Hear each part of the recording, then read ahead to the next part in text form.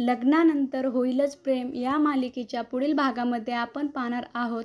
घरामध्ये सर्वजण हे गणपती बाप्पाच्या आगमनाची तयारी करतात आणि आपण पाहतो सर्व तयारी झाल्यानंतर अतिशय उत्साहामध्ये गणपती बाप्पाला घेऊन सर्वजण घरामध्ये येतात आणि नंदिनीही सर्वांना गणपती बाप्पाची आरती झाल्यानंतर आरती देत असते.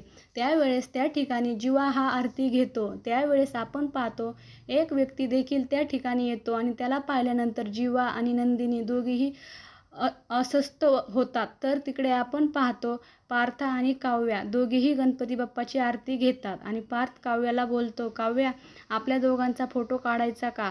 तेव्हा काव्या देखील बोलते, हो आपण दोघे फोटो काढूया, परंतु कसा काढणार? आणि त्यावेळेस त्या ठिकाणी मिथुनची पत्नी त्यांना बोलते, पार्थ दादा तुम्हाला भेटण्यासाठी कोण आलं आहे? आणि त्यावेळेस आपण पाहतो तो व्यक्ती दोघांकडे देखील येतो आणि तेव्हा पार्थ आणि काव्या दोघेही आश्चर्यचकित होऊन त्याच्याकडे पाहू लागतात व त्यांच्या मनामध्ये देखील अस्वस्थपणा निर्माण होते. आता पुढे येणाऱ्या भागामध्ये तो व्यक्ती नक्की कोण आहे आणि त्याचे व काव्या नंदिनीशी काय नाते आहे हे पाहणे अतिशय रंजक ठरणार आहे.